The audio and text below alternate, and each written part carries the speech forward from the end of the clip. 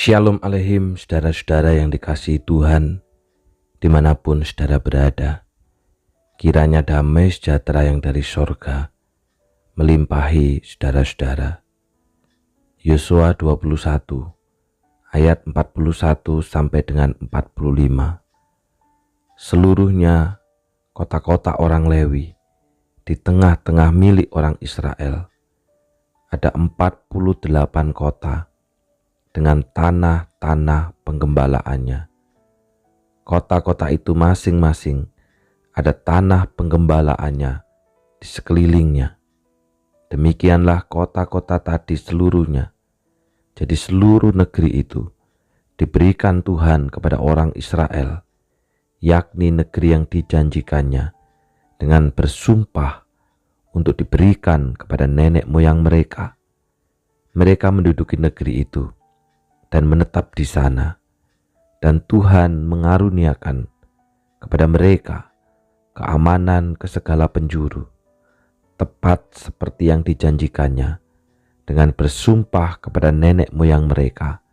Tidak ada seorang pun dari semua musuhnya yang tahan berdiri menghadapi mereka. Semua musuhnya diserahkan Tuhan kepada mereka. Dari segala yang baik yang dijanjikan Tuhan kepada kaum Israel, tidak ada yang tidak dipenuhi. Semuanya terpenuhi. Saudara, kita hidup dalam dunia yang dibanjiri dengan janji. Televisi, media sosial, YouTube, Instagram, TikTok adalah corong janji itu diumbar. Tempat di mana janji itu diberitakan. Namun seringkali tebaran janji itu hanya semu belaka. Janji itu akan terpenuhi kalau kita memenuhi syarat yang disodorkannya.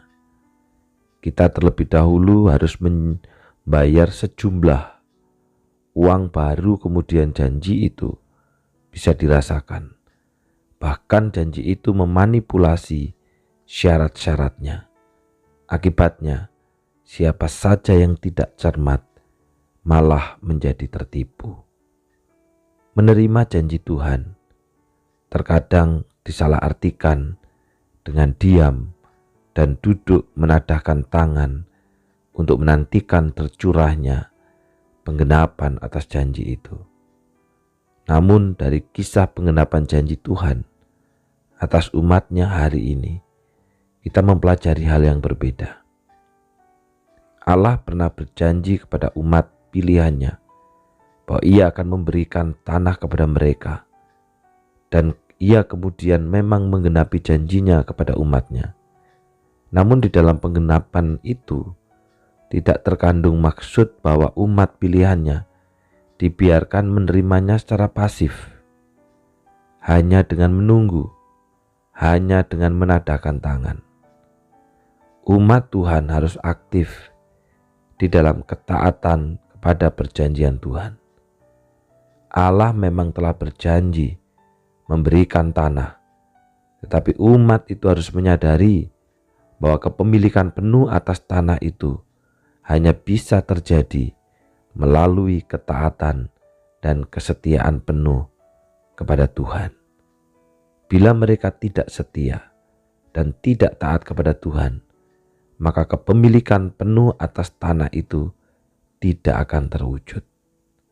Meski banyak musuh yang berusaha mengalahkan mereka, sepanjang umat setia kepada Tuhan, dikatakan dalam ayat yang ke-45, dan segala yang baik yang dijanjikan Tuhan kepada kaum Israel, tidak ada yang tidak dipenuhi.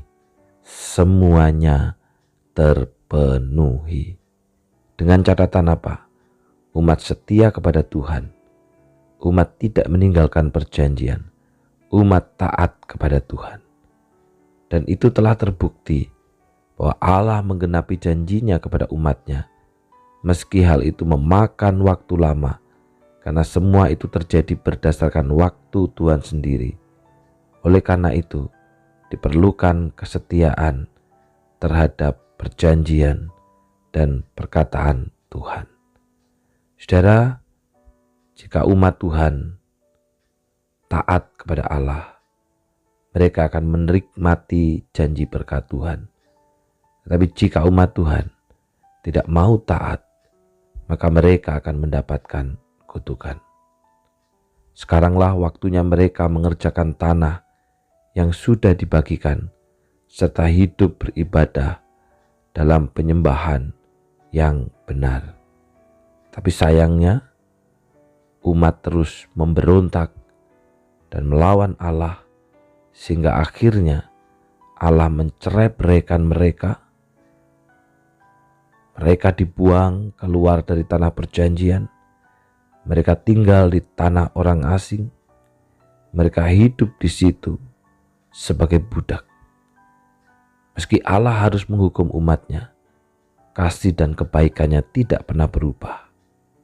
Allah pula yang akhirnya membawa kembali umat kepada tanah perjanjian. Sekalipun umat harus benar-benar mereka mengalami perjuangan yang hebat. Saudara, ketika umat taat kepada Allah, mereka menikmati janji berkat dan anugerah. Tetapi ketika mereka memilih untuk tidak taat, maka mereka menantikan hukuman daripada ketidaktaatan. Bagaimana dengan saya dan saudara hari ini? Kita pun juga adalah umat perjanjian dengan Tuhan.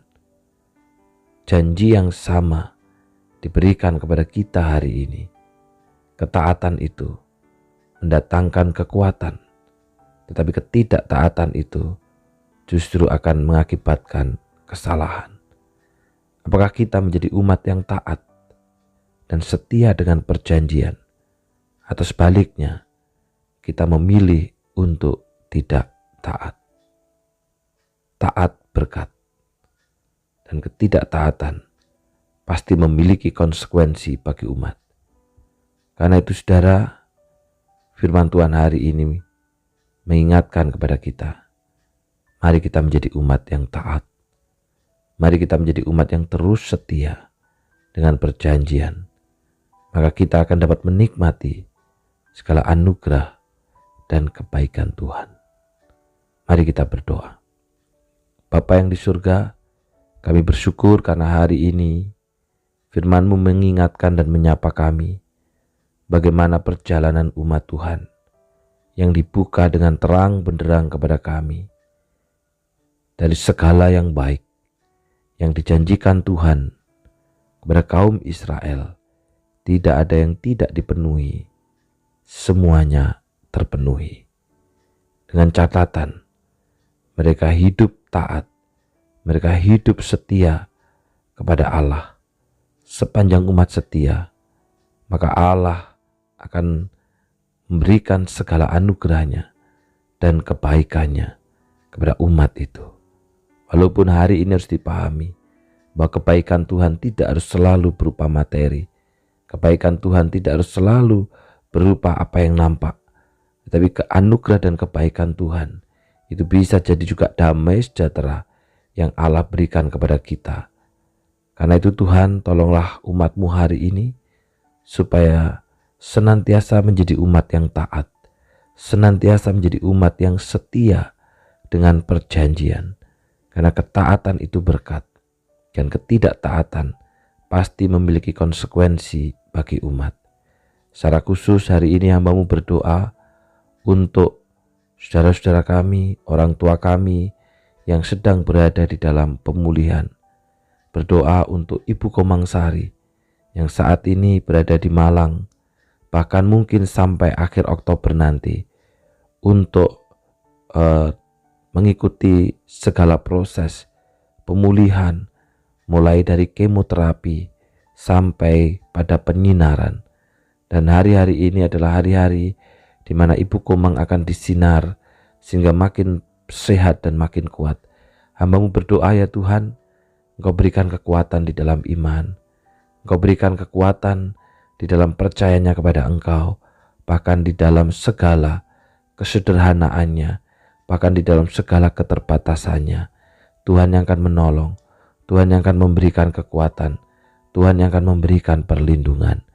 Demikian juga Tuhan untuk Bapak Kadmin yang mendampingi, yang mensupport. Oh Tuhan, hamba-Mu berdoa, Tuhan berikan hati yang luas kepada Pak Kadmin untuk juga terus memberitakan Injil kepada Bu Komang, dan biarlah keluarga ini terus menaruh pengharapan dan kekuatan hanya kepada Engkau.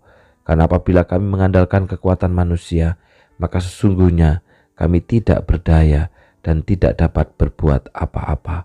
Berdoa juga ya Tuhan untuk Bruce Milan Wijaya yang masih terus di dalam proses pemulihan. Tuhan kiranya menolong anak kami ini Tuhan. Engkau yang punya rencana, Engkau yang punya rancangan, Engkau yang punya maksud. Tuhan kiranya Engkau terus menyertai di dalam segala proses ini. Biarlah Bruce pun makin sehat dan makin pulih. Untuk kedua orang tua, baik itu Jenny maupun juga Michael, Tuhan kiranya tolong keluarga muda ini untuk terus setia menaruh harapan hanya kepada Tuhan, menjadi umat yang setia, menjadi umat yang taat terhadap perjanjian. Berdoa juga untuk kedua anak kami, Michelle Chandra Santoso dan Haniel Liam Chandra, yang hari ini bertambah usia di dalam kemurahan Tuhan. Biarlah kiranya dua anak ini Tuhan, Engkau genggam erat terus hidupnya. Mereka bertumbuh menjadi seorang anak yang takut akan Tuhan dan juga takut akan orang tuanya. Demikian juga untuk orang tua masing-masing. Tuhan kiranya tolong berkati, berikan hikmat ketika mendidik anak perjanjian ini dengan cara-cara Tuhan. Dan bila keduanya pun Tuhan siapkan masa depan yang terbaik, karena keduanya juga adalah milik-Mu. Di dalam nama Tuhan Yesus kami sudah berdoa. Amin. Selamat ulang tahun untuk Michelle Chandra Santoso dan juga Haniel Liam Chandra. Kiranya Tuhan yang terus menyertai dan melindungi, menjadi anak yang takut Tuhan dan juga taat dan hormat kepada orang tua. Tuhan memberkati.